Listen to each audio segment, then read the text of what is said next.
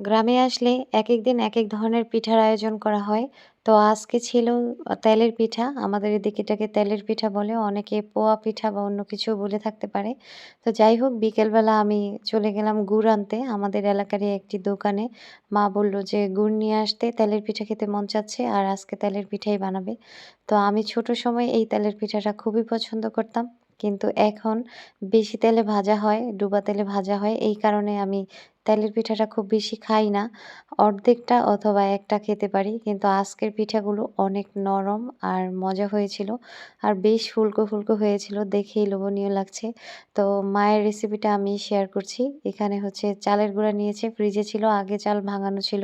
তো যাই হোক এই আতপ চালের গুঁড়া ফ্রিজ থেকে বের করে কিছুক্ষণ রেখে রুম টেম্পারেচারে এনে তারপর এর সাথে গুড় আর লবণ মিক্সড করে এখানে কুসুম গরম পানি এড করছি।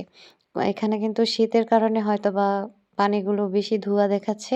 যেহেতু মা এটা হাত দিয়েই গোলাটা গুলছিল, তাহলে এটা সহনীয় গরমই ছিল। আর যাই হোক তারপর ভালো করে গোলাটাকে মথে নিতে হবে। অল্প একটু পানি দিয়ে এটাকে অনেকক্ষণ যাবত মথে নিতে হবে। গুড় আর যে গুঁড়িটা দিয়েছে চালের গুঁড়া, সবগুলো একসাথে ভালো করে মিক্সড করতে হবে। আর এই মিক্সড করার মধ্যেই পিঠার মূল রহস্যটা লুকিয়ে আছে। পিঠাগুলো ফুলকো, ফুলকো হয় মূলত এইভাবে মাখানোতেই। যত বেশি মথা যায়, যত বেশি মাখানো যায়, মিক্সড করা যায় ততই ভালো। তো অনেকক্ষণ যাবৎ মা এটাকে ভালো করে অল্প, অল্প করে পানি দিয়ে মিক্সড করছিল। গোলাটাকে রেডি করছিল। কিন্তু আমি সবগুলো একসাথে এড করতে পারছি না। তাহলে অনেক বড় হয়ে যাবে ভিডিওটা। তাই আমি কেটে, কেটে দেখাচ্ছি। তো এখানে অল্প, অল্প করে পানি দিচ্ছে আর ভালো করে মথে নিচ্ছে। তো এই যে এরকম ব্যাটারটা তৈরি হয়েছে যেটা ভিডিওতে দেখা যাচ্ছে। যাই হোক তারপর কিছুক্ষণ রেস্টে রেখে দিল প্রায় ১-১.৫ ঘন্টা। ১-১.৫ ঘন্টা পর আর অল্প একটু পানি দিয়ে গোলাটা প্রস্তুত করে নিল আর এখন পিঠা বানানোর জন্য একদম উপযুক্ত। তারপর আমি কড়াইতে তেল দিয়ে কিছুক্ষণ গরম করে নিলাম আর মা এখানে একটা পিঠা দিয়ে দিচ্ছে। পিঠাটা দেওয়ার সাথে সাথেই টগবগ করে ফুটে উঠছিল। তেলটা মাঝারি আঁচে অনেকক্ষণই গরম করা হয়েছে আর খুব বেশি গরম করা যাবে না, তাহলে আবার পুড়ে যাবে দেওয়ার সাথে সাথে।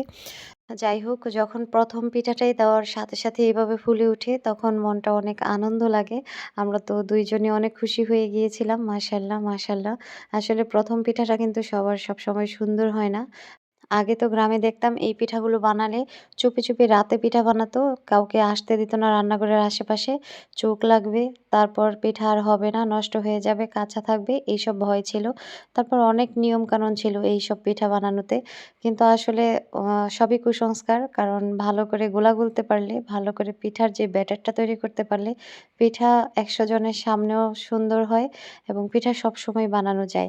এটা আসলে এতদিন যে আমাদের দাদি-নানি বা তারও আগের সবাই দেখতাম যে গ্রামের মধ্যে এই কুসংস্কারটা প্রচলিত ছিল যে কেউ যদি দেখে পিঠাটা সুন্দর হয়েছে তাহলে পিঠাটা আর হবে না। এটা একদমই ভুল ধারণা।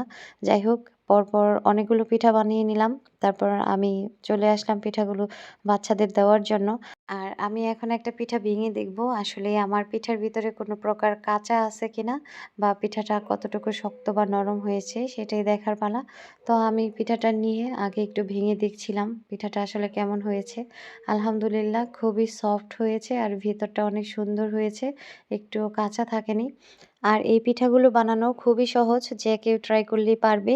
তো ভিডিওটা কেমন লেগেছে অবশ্যই কমেন্ট করে জানাবেন। ভালো লাগলে একটি শেয়ার করে দিবেন। ধন্যবাদ সবাইকে। আল্লাহ হাফেজ।